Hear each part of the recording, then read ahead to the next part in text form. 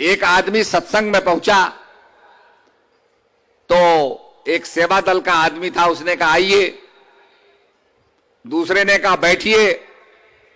आज जब सत्संग खत्म हुआ तो एक ने कहा जाइए। अब उस आदमी ने सत्संग पर ध्यान नहीं दिया, ज्ञान की बातों पर ध्यान नहीं दिया। उसने कहा देखो मैं गया, एक ने कहा आइए, एक ने कहा बैठिए, एक ने कहा जाइए।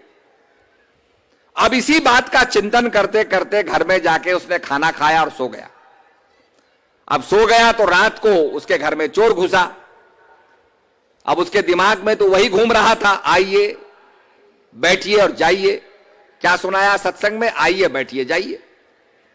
अब उसके मुंह से निकला आइए। चोर ने समझा कि ये शायद नाटक रच रहा है, आंख बंद करके बैठा हुआ है, मैं जब चोरी करूंगा तो रंगे हाथ मुझे पकड़ेगा। वो डर गया। थोड़ी देर के बाद उसने कहा बैठिए। वो तो अब सपने में था ना।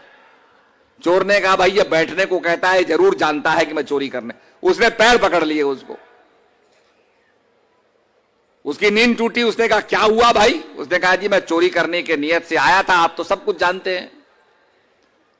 तब उस आदमी ने कहा देखो मैं सत्संग से 3 बातें लाया, आइए बैठिए और जाइए, और ये 3 बातें आज मेरे साथ नहीं होती तो ये चोर मेरा सारा कुछ ले जाता, मुझे कंगाल कर देता।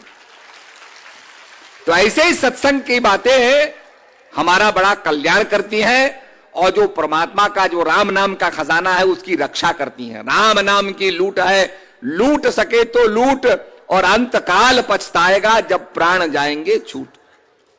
यही खजाना साथ जाने वाला है, बाकी यहीं का खजाना सब यहीं रह जाएगा। तो उस खजाने को ले जाओ जो हमारे साथ जाने वाला है, जिसको चिता की अग्नि जला करके भस्म नहीं कर सकती है, जिसका दाह संस्कार नहीं हो सकता है, जो अग्नि में जल करके खाक नहीं हो सकती है, वही कमाई आपके साथ जाएगी। बाकी संसार की कमाई सब यहीं रह जाएगी।